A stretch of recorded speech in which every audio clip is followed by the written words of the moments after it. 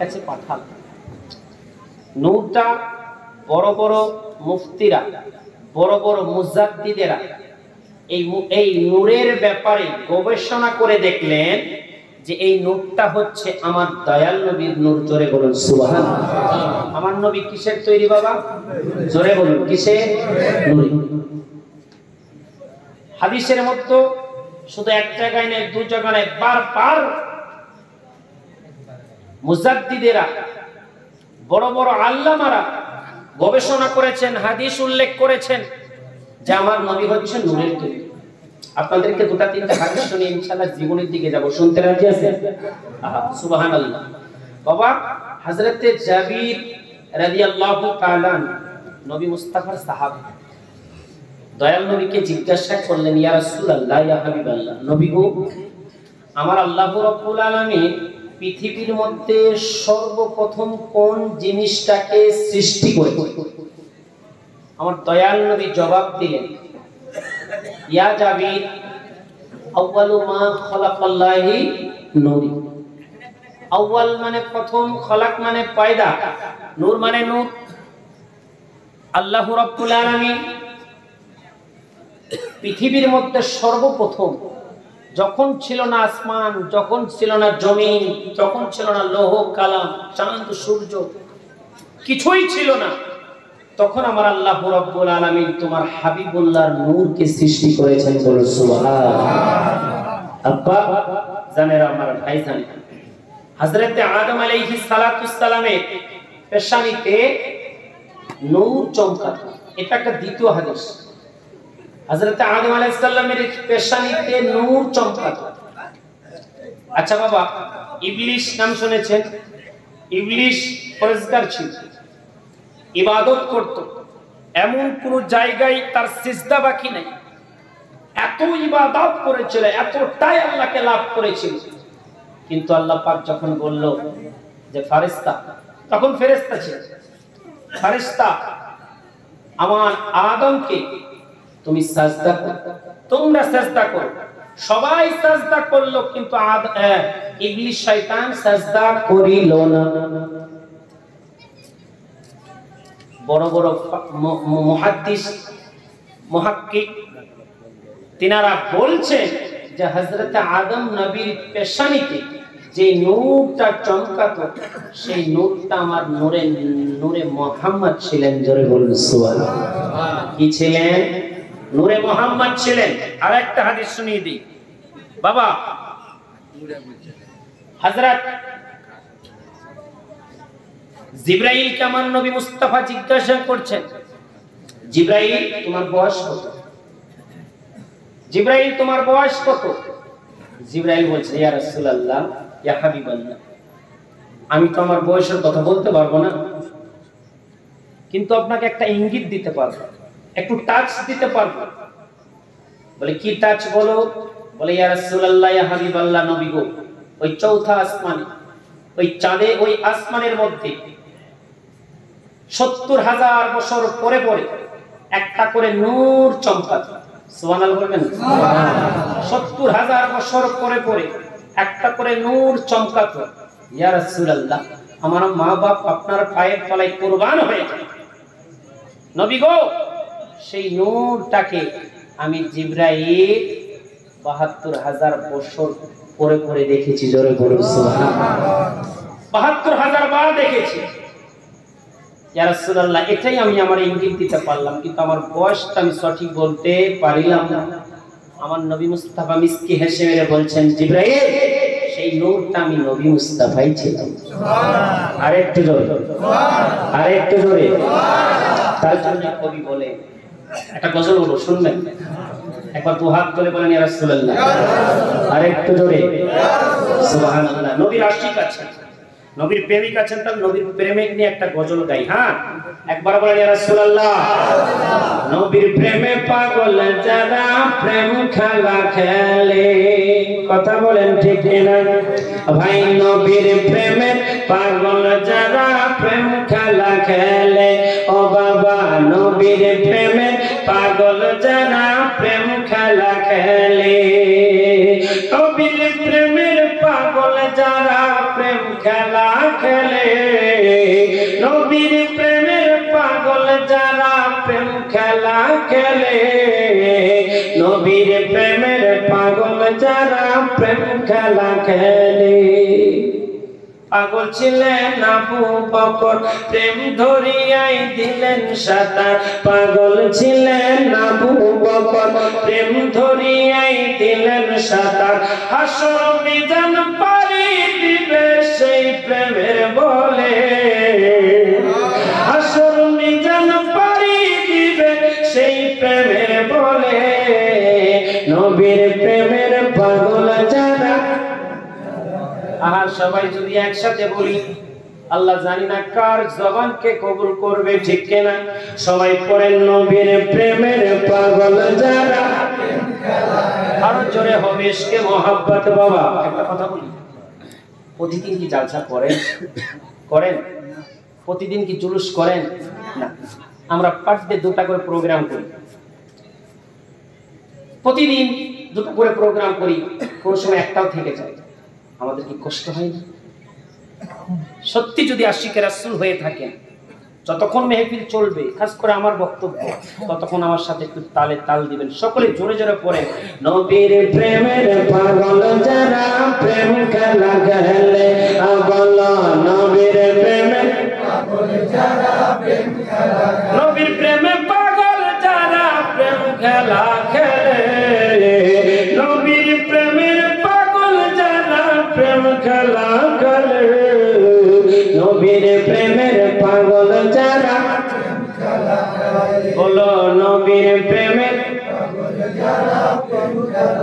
আরে পাগল ছিলেন আবু বকর প্রেম ধরিয়াই দিলেন সাঁতার পাগল ছিলেন আবু বকর প্রেম ধরিয়াই দিলেন সাঁতার হাসর মিজান পারি দিবে সেই প্রেমের বলে হাসর মিজান পারি দিবে সেই প্রেমের বলে নবীর প্রেমের পাগল যারা মোহাম্মদ নবীর প্রেমের পাগল যারা আরে হান জালা পাগল ছিলেন নবীর প্রেমে জীবন দিলেন হান জালা পাগল ছিলেন নবীর প্রেমে জীবন দিলেন সবাই জানেন মনে হচ্ছে ঘটনাটা হানজালা যখন নতুন বিবাহ করে বাসর করে শুনতে পেল যে নবী মুস্তাফাকে কে কতল করে দিয়েছে হানজালা নাপাক অবস্থায় নবীর মহব্বতে ছুটে গেলেন তাওয়াফে কোথায়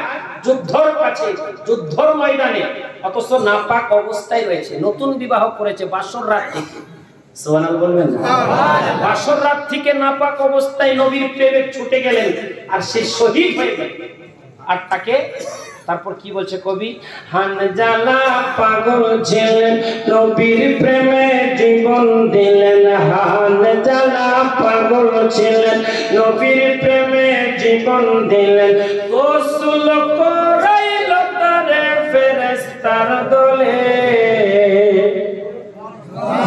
ও ভাই গোসল করাইল তারে ফেরেশতার দলে নবীর প্রেমের পাগল যারা প্রেম খেলা খেলে বলো নবীর প্রেমের পাগল যারা আহা জিয়াউর ডাইকা বলে দয়াল নবীর প্রেম থাকিলে জিয়াউর ডাইকা বলে দয়াল নবীর প্রেম থাকিলে হাসর মিজান পারি দিবে সেই প্রেমে বলে হাসর মিজান পারি দিবে সেই প্রেমের বলে নবীর প্রেমের পাগল যারা প্রেম খেলা খেলে বলো নবীর প্রেমে পাগল যারা প্রেম খেলা নবীর প্রেমে পাগল যারা প্রেম খেলা খেলে আব্বাজান সত্যি যদি আশিক রাসূল হন কলিজা ফেটে যাবে সত্যি যদি দেওয়ানা হন নবী মুস্তাফা কি কালাম লিখেছে কি গজল লিখেছে বাবা যেই নবীর কারণে সারা কুল কায়নাত হয়েছে যেই নবীর কারণে আপনি আমি দুনিয়াতে রয়েছে সেই নবীর জন্য কি একটু মায়া হয় না বাবা হয় না আব্বা নবী মুস্তাফা যখন মা আমিনার গর্ভে আসে কত আলোচিত ঘটনা ঘটেছে, আপনাদের কাছে কিছু তুলে ধরবো, শুনবেন? শুনবেন বাবা? মা আমিনা, যদি আব্দুল্লাহর কাছ থেকে ঘটনা চালু করতে যাই সারা রাত পেরিয়ে যায়। মুখতাসার শর্টকাটে কিছু গুরুত্বপূর্ণ কথা আপনাদেরকে শুনিয়ে যাব। হ্যাঁ, আপনার লাগি বুঝে ওই কাছে লাইনা সাউন্ড দাও কাউকে আমাদের সাউন্ড পায় না ওরা, সাউন্ড পায় না ওরা, যারা যারা মানে এরকম করে বলতে হতো আমাকে, লড়া ছাড়া করতে পারবো না। রাত তুমি বুঝে ওইটাই কাছে লাগা ডবল লাগবে। হ্যাঁ, তাহলে হেডফোন আনতে হবে তাহলে।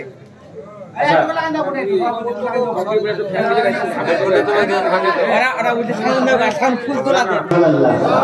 আর একটু ধরে বলেন সুবহানাল্লাহ। বাবা, নবী মুস্তাফা যখন মা আমিনার গর্ভে আসেন, সুবহানাল্লাহ, আমিনা নিজেই বুঝতে পারে না যে পেটের মধ্যে বাচ্চা রয়েছে। কারণ তো বললাম নূর। বাবা, লাইটের আলো যদি পেটের মধ্যে দেওয়া যায় তাহলে কি পেট ভারী হবে? হবে? হবে না। কারণ লাইটটা হচ্ছে একটা আলো, একটা নূর। সেই নূর ছিল মা আমিনার গর্ভে। বলো সুবহানাল্লাহ। আব্বা জান, আমার ভাই জানেরা, চলুন ঘটনা থেকে এগিয়ে যাই। ও বাবা, আমার সোনার জান বন্ধুরা, একটু গভীর মনোযোগ দিয়ে শুনবেন। ও আমার মা খালারা, শুনে যান রাত্রের বেলা বাবা, নবী মুস্তাফা যখন মা আমিনার গর্ভে আসেন, হযরত আদম নবী মা আমিনার দরজার কাছে এসে ঠক ঠক করে আওয়াজ দেয়, আমিনা গো, তুমি বাড়িতে আছো নাকি? আমিনা বলে, কে আপনি? আদম নবী বলে, আমি হলাম আদম নবী। আমিনা বলেন, বলুন কি বলতে চান? আদম নবী বলেন, ও আমিনা, তোমাকে ধন্যবাদ দিতে এসেছি, তোমাকে মোবারক জানাতে এসেছি। বলে, কিসের জন্য মোবারক জানাতে এসেছো? কিসের জন্য ধন্যবাদ দিতে এসেছো? আদম নবী বলেন, ও আমিনা, আমি স্বপ্নের মতো দেখেছি আমার আল্লাহ রাব্বুল আলামিন আপনার পেটে রাহমাতাল লিল আলামিন নবী দিয়েছে। ও আমিনা, তুমি ধন্য, তুমি ধন্য। আমিনা বলে, কি আশ্চর্য ঘটনা! আদম নবী আমাকে বলে পেটের মধ্যে কোনো বাচ্চা আছে নাকি? আমিনা কিন্তু বুঝতে পারে না পেটের মধ্যে কোনো বাচ্চা আছে কিনা। তারপরে কিছুদিন পরে দেখতে পাই 3-4টা মহিলা, জান্নাতি রমণী মহিলা আদম নবীর পরে পরে এসেছেন। আমিনাকে জানায়, আমিনা গো, তুমি ধন্য, তুমি ধন্য। আমিনা জিজ্ঞাসা করছেন, গো বুবু, তোমার নাম কি? বলে, আমার নাম হলো হাওয়া। বলে, আমার নাম হলো হাওয়া, আমার স্বামীর নাম হলো আদম নবী। জোরে বলুন সুবহানাল্লাহ। এমন করে সবাই যেন নবী মুস্তাফার আগমনের জন্য আমিনাকে যেন শুভেচ্ছা জানাই, আমিনাকে যেন মোবারক জানাই। আব্বা জান, আমার ভাই জানেরা, ওই মক্কার মহিলারা যখন থেকে দেখতে পেল নবী মুস্তাফা আমিনার গর্ভের মধ্যে আসছেন, তখন থেকে দেখতে পাই আমিনার ঘরটা যেন কেমন স্যানচ্যান করে, আমিনার ঘরটা যেন কেমন খুশবু খুশবু করে। গ্রামের মহিলারা ওই আব্দুল মুত্তালিব কাবা ঘরিমের খাদিম, ওই কাবা শরীফের কাছে যে আব্দুল মুত্তালিবকে যেন বলতে লাগলো, ও কাবা শরীফের খাদিম আব্দুল মুত্তালিব, তোমার কাছে আমার একটা বিচার রয়েছে। বলে, বলো কি বিচার দিবা? বলে, তোমার বৌমা তো জানে তার স্বামী মারা গিয়েছে, আব্দুল্লাহ মারা গিয়েছে, কিন্তু তোমার বৌমা কেন আতর ব্যবহার করে? কি ব্যবহার করে? তোমার বৌমা কেন আতর ব্যবহার করে? আব্দুল মুত্তালিব রেগে আমিনার কাছে চলে গেল বৌমাকে বকার জন্য, ডাকার জন্য। ও বৌমা, আমার সন্তান দুনিয়া থেকে বিদায় নিয়েছে, তুমি আতর কেন ব্যবহার করো? তুমি খুশবু কেন ব্যবহার করো? আমিনা বলে, আব্বা জান,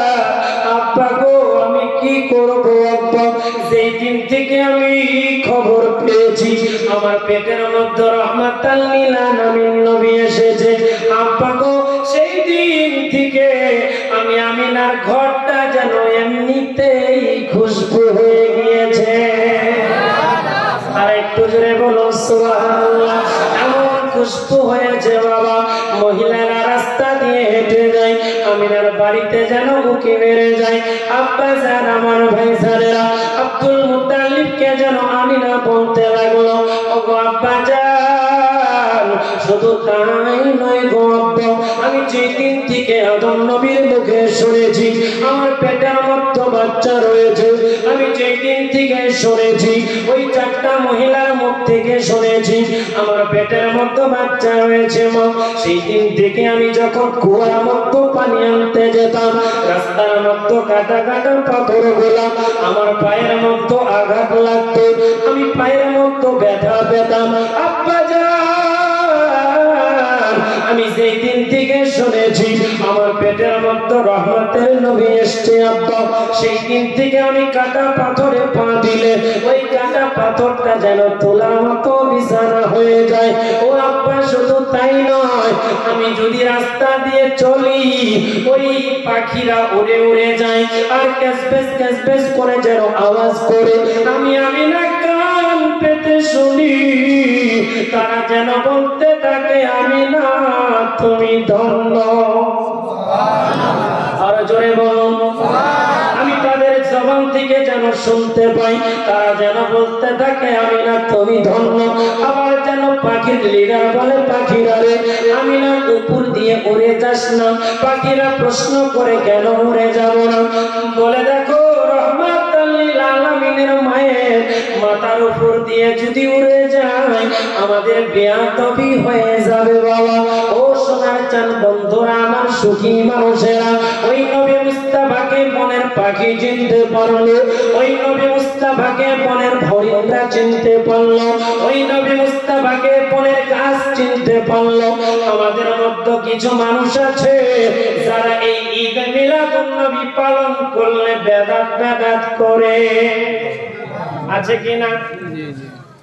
আব্বা জান ঈদ মিলাদুন নবী করতে গেলে দলিল লাগে না, ঈদ মিলাদুন করতে গেলে নসিবের দরকার। কথা বলেন ঠিক কিনা? তুমি টিচারদের মানো তখন বেদাত হয় না, তোমার ছেলের বার্থডে মানো তখন বেদাত হয় না, তুমি তোমার আব্বার বার্থডে মানো তখন তোমার হারাম হয় না, তখন বেদাত হয় না। যখন নবী মুস্তাফার জন্মদিন পালন করা হয় তখন তোমার কেন চুলকানি হয় কিনা?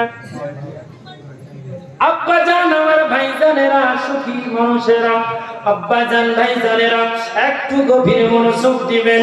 আমার আল্লাহ রাব্বুল আলামিন নবী মুস্তাফার ইজ্জত শানকে কত বাড়িয়ে দিয়েছেন। মা আমিনা যেন বলতে লাগলো, ওগো শ্বশুর আব্বা শুধু তাই নয়, আরেকটু আগিয়ে চলুন।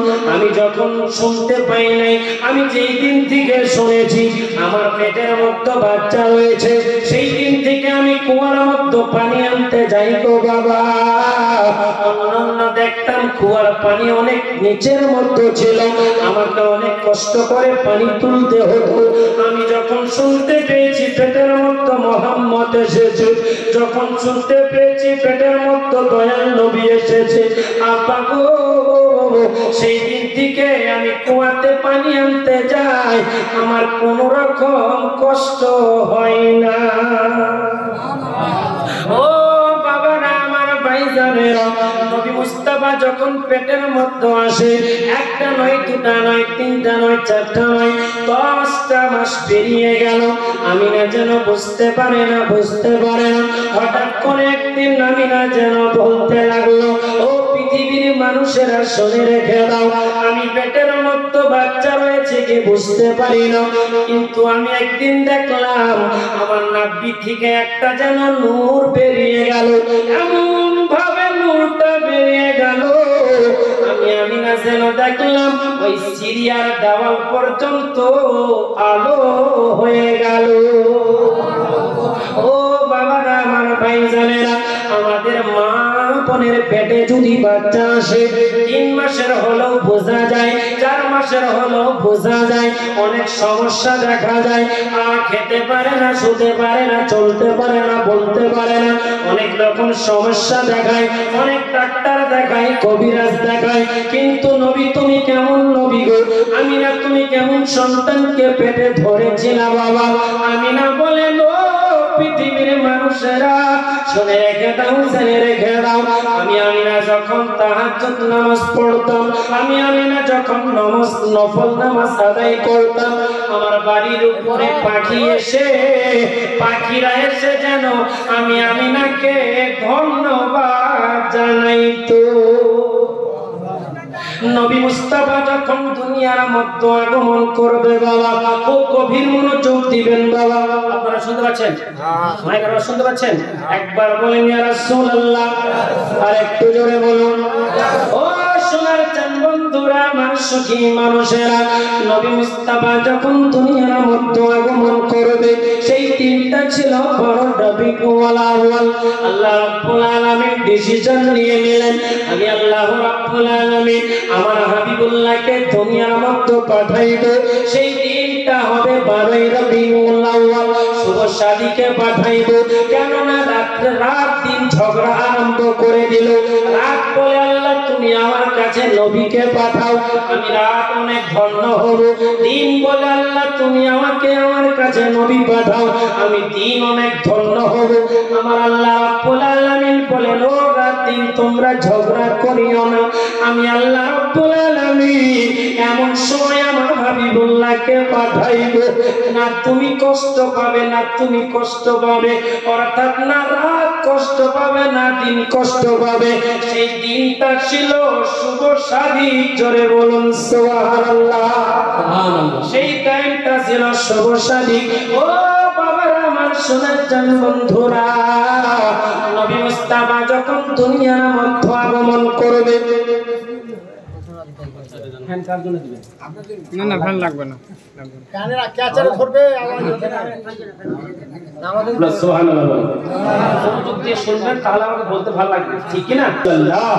আমার আল্লাহ রাব্বুল আলামিন ডিসিশন নিয়ে নিল, নবী মুস্তাফাকে দুনিয়ার মধ্যে পাঠিয়ে দিবে।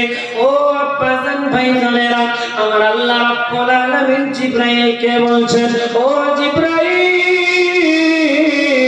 আর দেরি করিও না, দেরি করিও না, আমিনার বাড়িতে যাও, আমার রাহমাতাল লিল আলামিন দুনিয়ার মধ্যে আগমন করবে। ও জিবরাইল খালি হাতে যেও না, তুমি 3টা ঝান্ডা নিয়ে যাও, একটা ঝান্ডা মাশরিকে লাগাইবা, একটা ঝান্ডা মাগরিবে লাগাইবা, আর একটা ঝান্ডা আমি আল্লাহর ঘরে কাবার ছাদের উপরে লাগাবা। ছাদের উপরে ঝান্ডা লাগাইবা। আর এই কথাটা বলে দিলেন জিবরাইল তুমি একা যেও না, তোমার সঙ্গে 1 লক্ষ ফেরেশতা নিয়ে যাও, 1 লক্ষ ফেরেশতা নিয়ে যাও। আমার নবী মুস্তাফার উপরে যেন দরুদ পড়ে, আমার নবী মুস্তাফার উপরে যেন সালাম পড়ে। আমার আল্লাহ রাব্বুল আলামিন বলেন ও মিকাইল তুমি কেন দাঁড়িয়ে আছো গো মিকাইল? আমার নবী মুস্তাফা দুনিয়ার মধ্যে আগমন করবে, তুমি 1 লাখ ফেরেশতা নিয়ে জমিনের মধ্যে যাও। এমন করে পাঠাইতে পাঠাইতে যখন ইসরাইলের কাছে আসছেন, ইসরাইলকে আমার আল্লাহ বলেন ও ইসরাইল তুমি কেন দাঁড়াইয়া রয়েছো? তুমি জমিনের মধ্যে 1 লক্ষ ফেরেশতা নিয়ে যাও। আমার নবী মুস্তাফার আনন্দ, আমার নবী মুস্তাফা দুনিয়াতে আগমন করার কারণে তারা যেন মক্কাতে যে আনন্দ করে, তারা যেন নবী মুস্তাফার উপরে দরুদ করে, তারা যেন নবী মুস্তাফাকে সালাম জানায়। তখন আজরাইল বলে আল্লাহ গো তুমি আমাকে এমন ডিউটি দিয়েছো, যেই ডিউটি ফেলে দিয়ে আমি যদি মদিনাতে যাই, আমি যদি মক্কাতে যাই, আমি যদি আমিনার বাড়িতে যাই, তার মধ্যে যদি কোনো মানুষের হায়াত চলে আসে, অর্থাৎ মরণ নিতে হয়, তার জান যদি কবজ করতে হয়, সেই সময় আমি কি করে আসব? আমার আল্লাহ বলে ও ইসরাইল আমার নবীর মহব্বতের কারণে, আমার নবীর মহব্বতের খাতিরে আজকের দিনে যাদের হায়াত ছিল না, যারা ইন্তেকাল করত, যারা মারা যেত, আমার নবীর খাতিরে তাদের হায়াতকে আমি আল্লাহ বাড়িয়ে দিলাম। আর জোরে বলো, ও শোনাচ্ছেন বন্ধুরা, আমার সুখী মানুষেরা, সেই দিন যেন আব্দুল মুত্তালিব মসজিদে ওই কাবা শরীফের খাদিম ছিলেন। বাবা কাবা শরীফ পরিষ্কার করতেছিলেন, পরিষ্কার করতে করতে দেখতে পেলেন নবী মুস্তাফা শুভ শাদীকে দুনিয়ার মধ্যে আগমন করবে বলে ওই আল্লাহর কাবা ঘর নবী মুস্তাফার বাড়ির দিকে অর্থাৎ আব্দুল মুত্তালিবের বাড়ির দিকে, আব্দুল্লাহর বাড়ির দিকে ওই কাবা শরীফ যেন ঝুঁকতে আছে, ঝুঁকতে আছে, ঝুঁকতে আছে। জোরে বলুন সুবহানাল্লাহ। কাবা শরীফ ঝুঁকে নবীকে সালাম জানাচ্ছে, বলে সুবহানাল্লাহ। তার জন্য কবি বলেন, আজ আমিনার ঘরে, মা আমিনার ঘরে হুর পরীর মেলা রে, নূরের দোলাই দোলে নবী, নূরের দোলাই দোলে নবী, নবী সাল্লাল্লাহু আলাইহি রে। আজ আমিনার ঘরে, মা আমিনার ঘরে হুর পরীর মেলা রে, নূরের দোলাই দোলে নবী, নূরের দোলাই দোলে নবী, নূরের দোলাই দোলে নবী, নবী সাল্লাল্লাহু আলাইহি রে। আজ আমিনার ঘরে, মা আমিনার ঘরে হুর পরীর মেলা রে। জোরে বলুন সুবহানাল্লাহ। সেই নবীকে পেয়ে আমরা খুশি না বেজার? জোরে বলুন সুবহানাল্লাহ। ভাইজানেরা, আমার সুখী মানুষেরা, আল্লাহ রাব্বুল আলামিন নিজে আনন্দ করছেন তার হাবিবুল্লাহর জন্য, তার ফেরেশতাদেরকে নিয়ে আনন্দ করছেন, জুলুস মানাচ্ছেন, আর তার বান্দাদেরকে হুকুম দিলেন তোমরা আমার নবী মুস্তাফার জুলুস মানাও। জোরে বলুন সুবহানাল্লাহ। কোন বাদ মাযহাব, কোন ঘোমটাওয়ালা মৌলবী যদি বলে ঈদ মিলাদুন নবী করা হারাম, ঈদ মিলাদুন নবী করা বেদাত,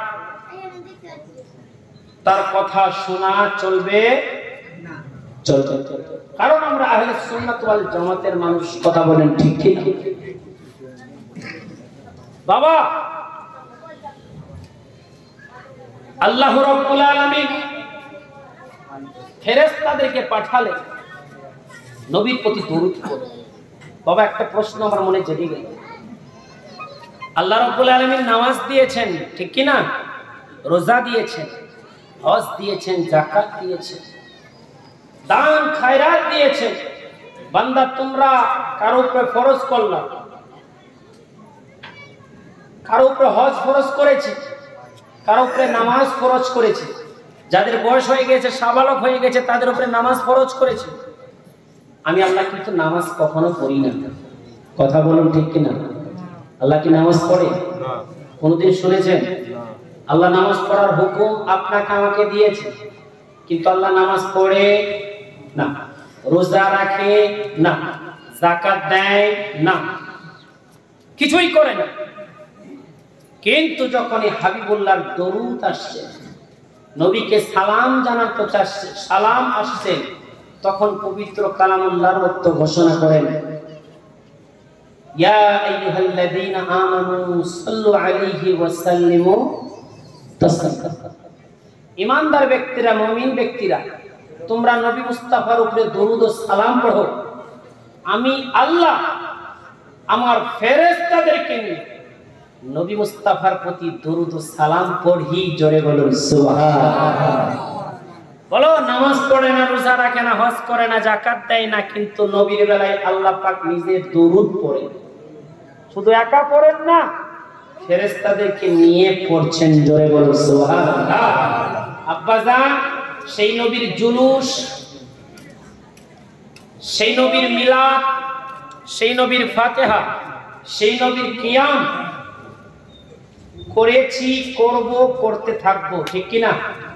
ছাড়লে হবে না। একবার সকলে মিলে ঝুমঝুম করে দরুদ পড়েন আল্লাহুম্মা সাল্লি আলা সাইয়্যিদিনা মাওলানা মুহাম্মদ ওয়া আলা আলি সাইয়্যিদিনা মাওলানা মুহাম্মদ ওয়া আলা আলি সাইয়্যিদিনা মাওলানা মুহাম্মদ। আর একটা গজল বলবো মোহাব্বতের ব্যাপারে, শুনবেন? হে রাসূল তোমায় ভালোবাসি অন্তরে শুধুই মুখে নয়, জান্নাতের আশায় নয় হে রাসূল, জাহান্নাম কেউ ডরি না। বলো বাবা, নবীকে যদি প্রেম করি, নবী যদি সাথ দেয়, জান্নাত জাহান্নাম আমাদের দরকার নাই।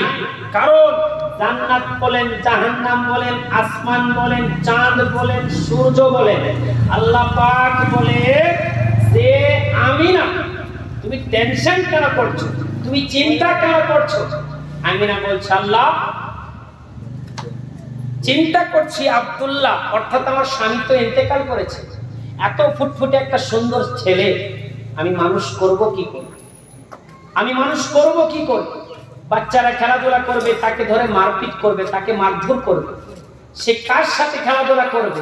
আমার আল্লাহ কুদরতি জবানে আওয়াজ দেয় আমিনা তাকে একটু বড় হতে দাও, সারা কুল কায়নাত নিয়ে আমার নবী খেলবে। জোরে বলো সুবহানাল্লাহ। শুনেছেন না ওই চাঁদকে দুই টুকরা করেছে, ওটা একটা খেলা আছে না? ওই সূর্যকে মাগরিবের ওয়াক্ত থেকে নিয়ে আসরের ওয়াক্তে নিয়ে এসেছে, এটা একটা খেলা। হ্যাঁ সুবহানাল্লাহ। আল্লাহ বলে আসমান আমি বানিয়েছি, জমিন আমি বানিয়েছি, চাঁদ আমি বানিয়েছি, সূর্য আমি বানিয়েছি, কিন্তু ওই আসমানের মালিক নবী কি করেছে, ওই চাঁদের মালিক নবী কি করেছে, ওই জান্নাতের মালিক নবী কি করেছে, ওই জাহান্নামের মালিক নবী কি করেছে। সুবহানাল্লাহ। তার জন্য হে রাসূল, মাঝে মাঝে একটা করে গজল না হলে মনটা ভালো লাগে না, ঠিক কিনা? একবার বলেন ইয়া রাসূলুল্লাহ। হে রাসূল তোমায় ভালোবাসি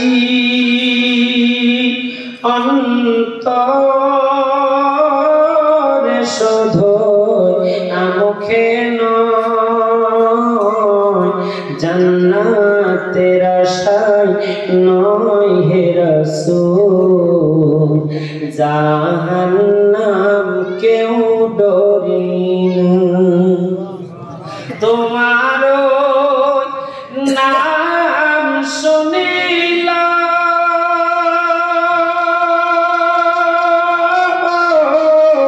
এই চোখে দেখলাম না, এই আশিকে দিদার দাও না, আর দূরে থাকিও না, এ আশিক দিদার দাও না, আর দূরে থাকিও না। হে রাসূল তোমায় ভালোবাসি অন্তরে শুধুই মুখে নয়, জান্নাতের আশায় নয় হে রাসূল, জাহান্নাম কেউ ডরি না। তোমায় পাওয়ার আশায় মন ছুটে যায় মদিনায়, তোমায় পাওয়ার আশায় মন ছুটে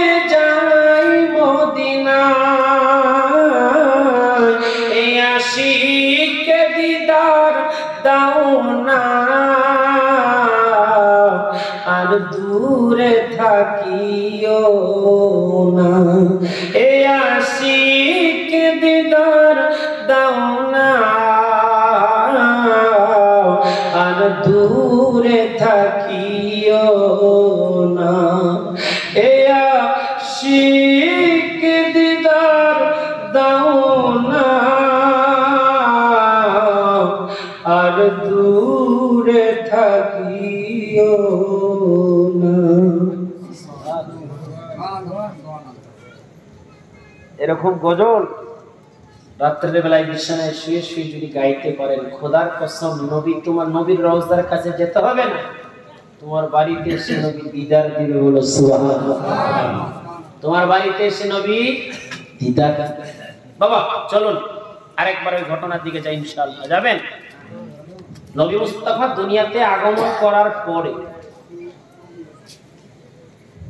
আমিনা বলছেন, কি আলোচিত ঘটনা। আমাদের মা বোনদের, আমার তো মা আছে, দুঃখ করবেন না, আমার বহিন আছে, মা বোনদের বাচ্চা হলে ঘর বন্ধ হয়ে যায়, হয় না? গ্যাস হয়ে যায়, সেই ঘরে ধূপ লাগানো হয়, সেই ঘর পরিষ্কার করা হয়। কিন্তু আমিনা বলেন, আমি যখন নবী মুস্তাফাকে দুনিয়ার মধ্যে ভূমিষ্ঠ করলাম, আমার ঘরটা যেন আরো আলোকিত হলো। বলো সুবহানাল্লাহ। খুশবুতে খুশবু হয়ে গেল। আমাদের মা বোনের সন্তানের শরীরে রক্ত লেগে থাকে, কিন্তু আমিনা বলেন, আমার সন্তানের শরীরের মধ্যে যেন কি তেল মেখে দিয়েছিল। বলো সুবহানাল্লাহ। আহারে আশিকের রাসূল। চলুন আমিনা যেন আরো বলতে লাগলো, আব্বাজান শুনে রেখে দাও, জেনে রেখে দাও, আমার নবী মুস্তাফা যখন দুনিয়ার মধ্যে আগমন করলো, আমি আমিনা দেখতে পেলাম আমার হাবিবুল্লাহ যখন দুনিয়ার মধ্যে আগমন করলো, ওই মক্কা শরীফটা অন্ধকার ছিল, নবীর নূরে পুরো মক্কাটা যেন আলোকিত হয়ে গেল। আমার নবী মুস্তাফা দুনিয়াতে আগমন করার পরে যেন দেখতে পেলাম, যেই পুকুরের মধ্যে পানি ছিল না, ওই পুকুরের পানিগুলা যেন ভরপুর হয়ে গেল। আমার নবী মুস্তাফা দুনিয়াতে আগমন করার পরে যেন দেখতে পেলাম, যেই খেজুর গাছের ডালগুলা শুকিয়ে যাচ্ছিল, নবীর আগমনের কারণে ওই গাছগুলা টাটকা হয়ে যাচ্ছিল। আমার নবী মুস্তাফা যখন দুনিয়ার মধ্যে আগমন করবে, তখন যেন ওই সূর্যের আলোটা বেড়ে গেল। কারণ আমার নবী মুস্তাফা বলেন, আমি নবী মুস্তাফা, আমাকে আল্লাহ রাব্বুল আলামিন বানিয়েছেন নূর করে। আমার আল্লাহ বলেন, কদ জাআকুম মিনাল্লাহি নূরুন ওয়া কিতাবুম মুবিন। আমি দুনিয়ার মধ্যে নূর পাঠাইলাম, একটা কোরআন পাঠাইলাম, ওই নূর নবী মুস্তাফাকে পাঠাইলাম। আমি আল্লাহর নূরে নবীকে পয়দা করলাম, আর নবীর নূরে সারা জাহানকে সৃষ্টি করলাম। আমার নবীর নূরে ওই সূর্য আলো দিচ্ছে, জোরে বলুন সুবহানাল্লাহ। আমার নবীর নূরে ওই চাঁদটা আলো দিচ্ছে, আমার নবীর নূরে তারাগুলো আলো দেয়, আমার নবীর নূরে সারা পৃথিবী আলোকিত হয়। আমার নবী মুস্তাফা মা যেন বলতে লাগলো, নবী মুস্তাফা যখন দুনিয়ার মধ্যে আগমন করলো, আমার পেট থেকে আসার পরে পরে দেখতে পেলাম আমি আমিনার সঙ্গে ছেলের কোনো সম্পর্ক নাই, অর্থাৎ মায়ের সঙ্গে সন্তানের নারীর সম্পর্ক থাকে, ঠিক কিনা? থাকে না? নারীর সম্পর্ক থাকে, কিন্তু নবী মুস্তাফা নারী কাটা অবস্থায় দুনিয়াতে এসেছেন। আমাদের মা বোনরা যদি সন্তান ভূমিষ্ঠ করে, নারীটাকে কাটতে হয়, হয়তো নার্সরা কাটে, হয়তো দাইমা কাটে, ঠিক কিনা হুজুর? দাইমারা কাটে, আমাদের ওখানে দাইমাই বলে। যখন নবী মুস্তাফা দুনিয়াতে আসলেন, তখন যেন নাভি কাটা অবস্থায় আসছেন। নবী মুস্তাফা যখন দুনিয়াতে আগমন করেন, তখন যেন দেখে খাতনা অবস্থায় আসছেন। নবী মুস্তাফা যখন দুনিয়ার মধ্যে আগমন করেন, তখন যেন দেখা গেল কে যেন শরীরের মধ্যে জান্নাতি পোশাক পরিয়ে দিয়েছেন। নবী মুস্তাফা যখন দুনিয়ার মধ্যে আগমন করেন, কে যেন মাথার মধ্যে চিরুনি মেরে দিয়েছে। আব্বা জান ভাই জানেরা, দেখতে পেলাম নবী মুস্তাফা যখন দুনিয়ার মধ্যে আগমন করলো আমার সঙ্গে সঙ্গে যেন সাজদার মধ্যে গেল, সাজদার মধ্যে চলে গেল। জান্নাতি পোশাক নাভি থেকে নিয়ে হাঁটু পর্যন্ত জান্নাতি পোশাককে যেন পরিয়ে দিয়েছে। আমি আমিনা দেখতে পেলাম আমার মোহাম্মদ সিজদার মধ্যে চলে গেল। সিজদার মধ্যে চলে যাওয়ার পরে কি যেন বুনবুন বুনবুন বুনবুন বুনবুন করে বলতেছিল। আমি আমিনা কান লাগাইয়া শুনলাম আমার নবী মুস্তাফা বলতেছিল রব্বি হাবলি উম্মতি। আরো জোরে বলুন, আরো জোরে বলুন। হাবলি উম্মতির মানে কি? হুজুরকে জিজ্ঞাসা করবেন মাওলানা সাহেব রব্বি হাবলি উম্মতির মানে কি? মাওলানা সাহেব জবাব দিবে ও মুসল্লি ভাই, রব্বি হাবলির উম্মতির মানে হলো এটাই আমার উম্মতদেরকে আমি নবীর হালতে করে দাও। শুধু সেই দিন নয় বাবা, দুনিয়ার মধ্যে যতদিন বেঁচে ছিলেন 63 বছর দুনিয়াতে বেঁচে ছিলেন, কোনদিন নবী ঘুমায় নাই, কোনদিন নবী ঠিক মতো খানা খায় নাই, নবী আমার কোনদিন আরাম ভাবে বিশ্রাম নেয় নাই। আমার নবী মুস্তাফা কোনদিন আরাম ভাবে বিশ্রাম নেয় নাই। ঘুমানো তো দূরের কথা, হাদিস পাকের মধ্যে আসে আমার নবী যদি ঘুমিয়ে যেত সারা পৃথিবী অন্ধকার হয়ে যেত। ও বাবারা আমার সুখী মানুষেরা, নবী মুস্তাফা যখন দুনিয়ার মধ্যে আগমন করলো বাবা, এত সুন্দর খুশবু, এত সুন্দর ঘেরান, এত কারামত দেখতে পেলাম বাবা। আমার নবী মুস্তাফাকে লালন পালন করতে আরম্ভ করলাম। লালন পালন করতে করতে করতে করতে অনেক জনাই দেখতে আসে, অনেক জনাই ভালোবাসে, অনেক জনাই কোলে নিয়ে চমকায়। কিন্তু বাবা মক্কা শরীফের একটা নিয়ম ছিল, যদি কোনো সন্তান জন্মগ্রহণ করে সেই সন্তান কিন্তু মক্কাতে বসবাস করতে পারবে না। কমসে কম 2 বছরের জন্য তাকে অন্য কোনো শহরে উষ্ণা তাকে বলা হয়, মানে অন্য শহরে তাকে মানে পালার জন্য দিতে হবে। আপনারা কি বলেন এটাকে? জি উসানি বলেন, আমাদের ওখানে পালাই বলে। যাই হোক, মানে আমার ছেলে হয় না, আমি হুজুরের ছেলে ধার নিলাম, এটাকে কি বলেন? হ্যাঁ, লালন পালন করলাম, আচ্ছা লালন পালনই ধরেন। হ্যাঁ আব্বাজান ভাইজানেরা, নবী মুস্তাফা যখন মক্কা শরীফে আসলেন, হাদিস পাকের মধ্যে আসছেন শুধু নবী মুস্তাফা আসে নাই, ওই দিন সেই দিন অনেক কটা পুরুষ মানুষ মক্কাতে জন্মগ্রহণ করেছিলেন। বাবা মক্কার নিয়ম হলো বাড়িতে তুমি বসবাস করতে পারবে না, 2 বছরের জন্য তোমাকে লালন পালন করার জন্য দিতে হবে। আব্বাজান ভাইজানেরা, অনেক লম্বা চওড়া ঘটনা, চলুন একটু হালিমার দিকে এগিয়ে যাই।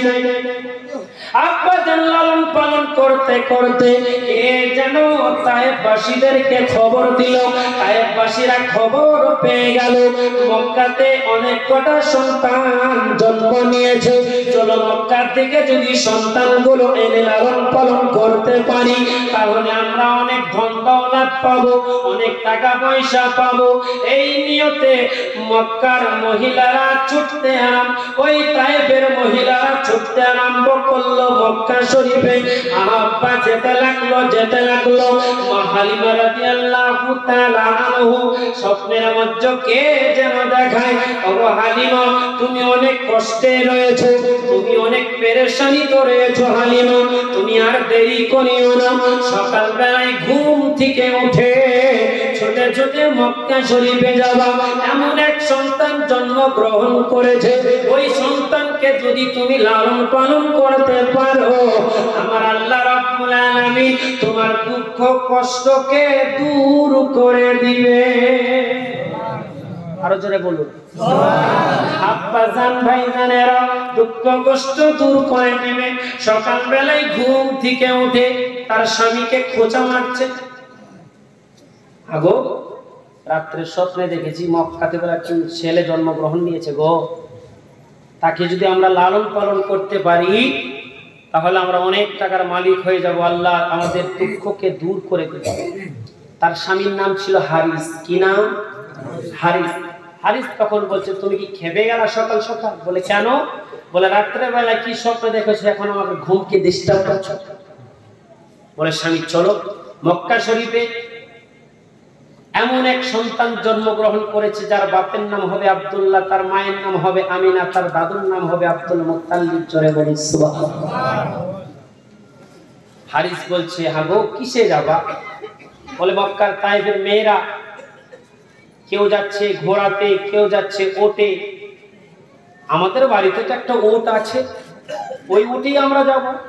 তো বলে উটের যা সাইজ, না পাচ্ছে খেতে, না পাচ্ছে চলতে, খাওয়া দাওয়া না পেলে তো শুকিয়ে যাবে, ঠিক কিনা? খাওয়া দাওয়া না পেলে তো শুকাবে। তো বলছে তোমার উটের তো কোনো সাইজ নাই, পাতলা হয়ে গেছে, ওই উঠে যদি আমরা চাপি তো উট বসে যাবে। তো বলে উঠকে পিছে টেনে টেনে আমরা মক্কা শরীফ যাবো। জোরে বলো সুবহানাল্লাহ। হারিস যখন তার স্ত্রীকে নিয়ে চলতে আরম্ভ করলো, মা হালিমা রাদিয়াল্লাহু তাআলা আনহা চলতে আরম্ভ করলো। চলার অবস্থায় চলতে চলতে জানো মক্কা শরীফ পাওয়ার আগে ওই তাইফ থেকে মক্কার রাস্তা 3 দিনের রাস্তা, ওই রাস্তাতে চলতে চলতে কমসে কম 15 বার ওই উটনিটা জমিনের মধ্যে পড়ে গিয়েছে। এটা তো কিছু নাই, কমসে কম 9 বার জমিনের মধ্যে পড়ে গিয়েছে। এমন ভাবে পড়েছে উঠাইতে পারে না। মক্কা শরীফ পাওয়ার আগে পড়েছে, হালিমা অনেক চেষ্টা করে উঠানোর জন্য উঠাইতে পারে না, হারিস চেষ্টা করে উঠাইতে পারে না। হারিস বলে ওগো বিবি যাও তুমি কোন সন্তানকে নিয়ে আসবা, ওই সন্তানকে যে নিয়ে আসো আমি তোমার উটনিকে পাহারা দিই। হারিস যখন বসে রয়ে গেল, মা হালিমা রাদিয়াল্লাহু তাআলা আনহু আব্দুল মুত্তালিবের বাড়ির দরজার কাছে যে হাজির হয়ে গেল। আব্দুল মুত্তালিব জিজ্ঞাসা করল তোমার নাম কি? বলে আমার নাম হলো হালিমা। বলে তোমার স্বামীর নাম কি? বলে আমার স্বামীর নাম হলো হারিস। বলে তোমার বাড়ি কোথায়? বলে আমার বাড়ি হলো তায়েফ দেশে। বলে কিসের জন্য এসেছো? বলে আপনার পোতাকে আমি নিতে এসেছি। সুবহানাল্লাহ বলে আপনার পোতাকে নিতে এসেছি। তখন আব্দুল মুত্তালিব বলে সন্তানকে নিয়ে কোনো লাভ হবে না। বলে কেন? বলে মক্কা থেকে অনেক মহিলা এসেছিল, ওই তাইফ থেকে অনেক মহিলা এসেছিল, আমার পোতাকে দেখে ইগনোর করেছে, আমার পোতাকে দেখে হিংসা করেছে, তারা আমার পোতাকে লালন পালন করার জন্য নেয় নাই। এই জন্যই নেয় নাই আমার সন্তান নাই, শুধু আমার বৌমা রয়েছে। আমার পোতাকে যদি, আমার মোহাম্মদকে যদি লালন পালন করে হয়তো টাকা পয়সা দিতে পারবে না, ধন দৌলত দিতে পারবে না বলে তাকে ইগনোর করে দিয়েছে। ওগো হালিমা তুমিও ইগনোর করবে নাকি? তুমিও হিংসা করবে নাকি? হালিমা বলে ওগো আব্দুল মুত্তালিব একবার তোমার মোহাম্মদকে কোলে দাও, বড় ইচ্ছা করে তোমার মোহাম্মদের চেহারা দেখতে। আব্দুল মুত্তালিব আমিনাকে বলছেন বৌমা মোহাম্মদকে একটু নিয়ে আসো, মহিলাটা দেখতে চাইছে। সুবহানাল্লাহ। আমিনা যখন বাচ্চাকে নিয়ে আসছেন চোখের পানি ফেলে কান্না করছে। শ্বশুর আব্বা এত সুন্দর নুরানি চেহারা, ফুটফুটে সুন্দর, যেই নবীর চেহারাতে পুরা ঘর আলোকিত হয়ে গিয়েছে, ওই নবীকে আমি লালন পালন করতে অন্য দেশে পাঠাবো? আব্বা যদি মক্কাতে রেখে দিই কিরকম হয়?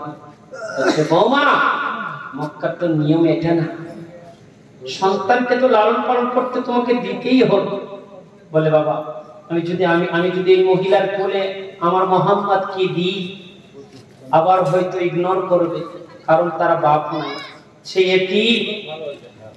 আব্দুল মুত্তালিব বলছে বৌমা তুমি একবার সন্তানটাকে তার কোলে দিয়ে দেখো। সুবহানাল্লাহ।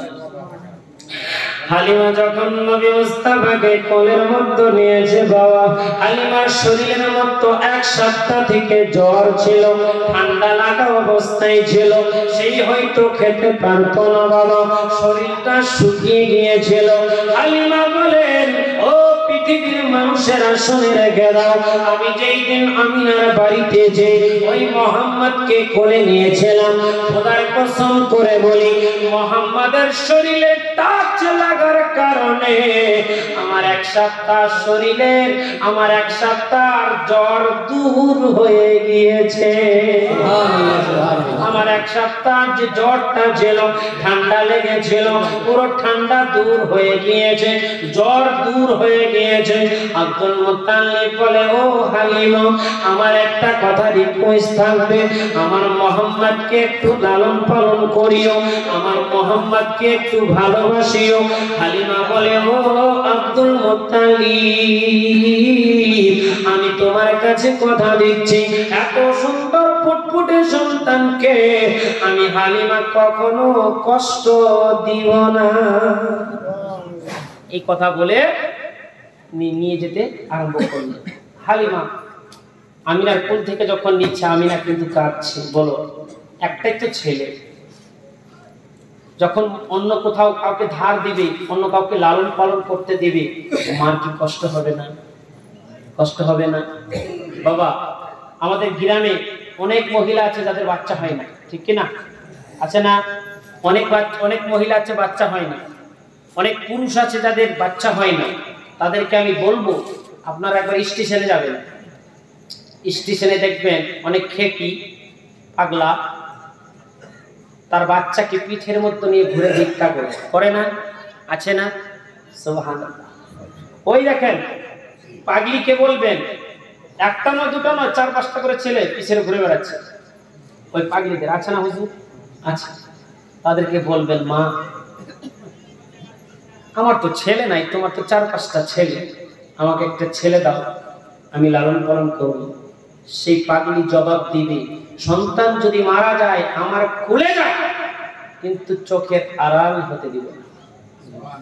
জোরে বলুন, আরো জোরে। আচ্ছা, আপনারা কি আমার ভাষা বুঝতে কষ্ট হচ্ছে আপনাদের? ঠিক আছে, স্পষ্ট বাংলা বলছি তো। আমার বাড়ি আসাম হতে পারে, কিন্তু আমি বাংলা ভাষা বলছি, ঠিক কি না? বুঝতে পারছেন? আর যদি আসামি বলতে লাগে তো কিছুই বুঝবেন না। আসামি যদি বলতে লাগে, বাবা হালিমা মোহাম্মদকে নিয়ে হাঁটতে আরম্ভ করলেন। আব্দুল মুত্তালিব আবার যেন বলল, হালিমা, শেষ চেহারাটা একটু দেখিয়ে দাও। সুবহানাল্লাহ বলেন। আমিনা বলে, ও বিবি হালিমা,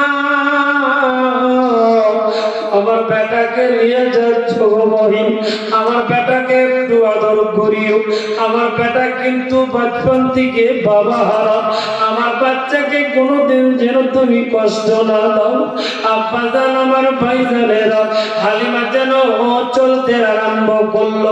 চলতে চলতে চলতে চলতে ওই হারিস যেখানে বসেছিল, উনি সেখানে বসে গিয়েছে।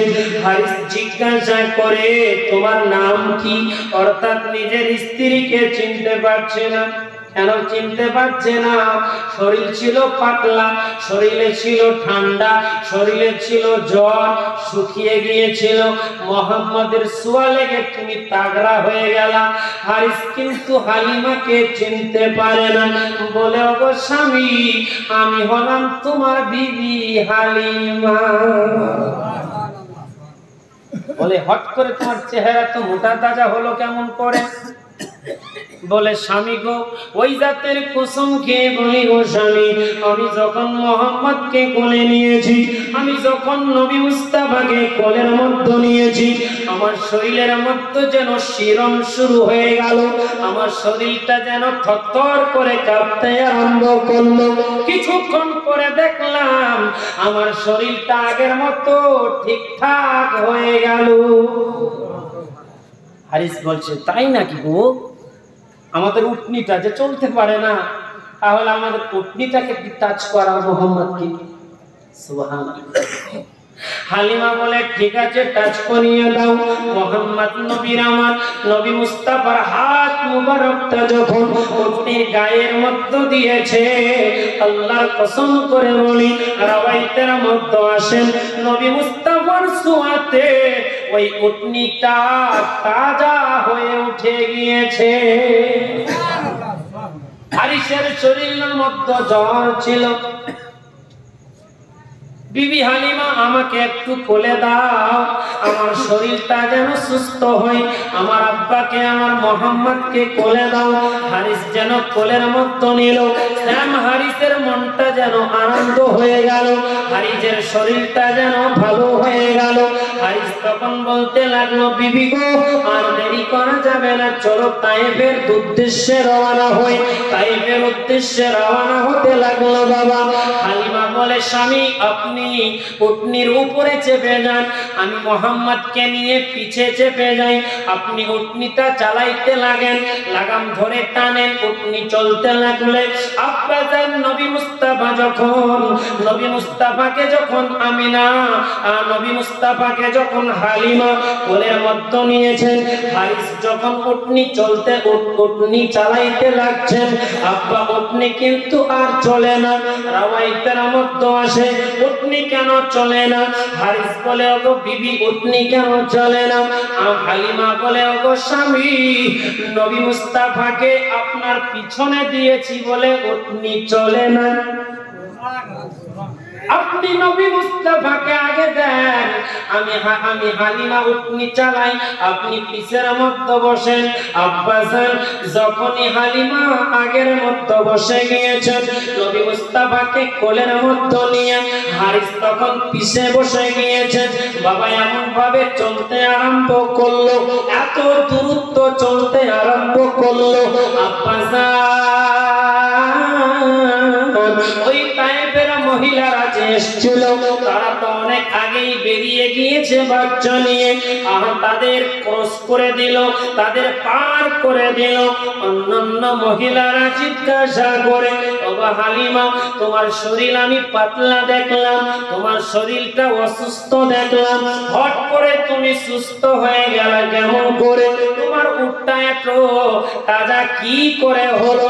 বলে এই কোলের মধ্যে যে বাচ্চাটা দেখছো ওই বাচ্চার কারণে আমাদের উটটা তাজা হয়ে গিয়েছে। আব্বাজান ভাইরা চলতে আরম্ভ করলো। যখনই নবী মুস্তাফা হালিমার বাড়ির মধ্যে পৌঁছে গেল, ওই তায়েফের মহিলারা শুনতে পেয়েছে মোহাম্মদ রূপে মোহাম্মদ নামে এক বাচ্চা নিয়ে এসেছে হালিমা। সবাই যেন দেখতে আসে, যাদের শরীর খারাপ তারা আসে। হালিমাকে বলে হালিমা তোমার সন্তানটাকে একটু আমার সন্তানের গায়ে হাতটা বুলিয়ে দাও, আমার সন্তানকে ডাক্তার দেখাই, আমার সন্তানকে কবিরাজ দেখাই, কিছুতেই আমার সন্তান ভালো হয় না। মোহাম্মদের হাতটা যখন ছোঁয়া দিয়েছে, আল্লাহর কসম বাবা ওই সন্তানটা যেন সুস্থ হয়ে গিয়েছে। আস্তে আস্তে চতুর্দিকে মোহাম্মদ নাম ছুটতে আরম্ভ করলো। বাবা জান আমার ভাই জানেরা, হালিমা বলে ও দুনিয়া মানুষেরা আরেকটা অলৌকিক ঘটনা তোমাদেরকে শোনাই। আমি যখন মোহাম্মদকে একটা দুলনার মধ্যে শোয়াইয়া রেখে আমি যখন রুটি পাকাতে ছিলাম, রুটি পাকাতে পাকাতে দেখতে পেলাম আমার মোহাম্মদ যেন ওই দোলনার মধ্যে একাই দোলছে আর যেন হাসছে। জোরে বলুন সুবহানাল্লাহ। আমি হালিমা মনে মনে ভাবলাম হাসার কারণটা কি, হাসছে কেন আমার ছেলে ছোট বাচ্চা? হালিমা বলে আমি কাছে গেলাম, মোহাম্মদকে দেখলাম আঙ্গুল লড়াচ্ছে আর যেন হাসছে, আঙ্গুল লড়াচ্ছে আর যেন হাসছে। আমি হালিমা আকাশের দিকে তাকাইয়া দেখলাম আমার নবী আঙ্গুল যেই দিকে ঘুরায় ওই আসমানের সূর্যটা ঠিক তেমন ভাবে ঘুরে। এই ছিলেন আমার নবী মুস্তাফা। বাবা বলো সেই নবীকে মহব্বত করার দরকার আমাদের আছে কিনা? আছে কিনা? কি আলোচিত ঘটনা, বাচ্চা অবস্থায়, তখনও কিন্তু নবুয়ত পায়নি। পেয়েছে? নবুয়ত পেয়েছে না, তখনও নবুয়ত প্রকাশ্য হয়নি, তখন তো বাচ্চা।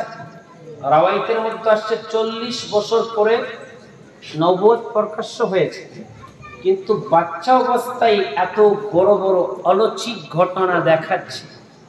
আব্বাজান, আমার ভাইজান, সেই নবীর কারণে, সেই নবীর ওসিলায় আল্লাহ পাক এই সারা কুল কায়নাত, এই পৃথিবীটাকে সৃষ্টি করেছেন। জোরে বলুন সুবহানাল্লাহ।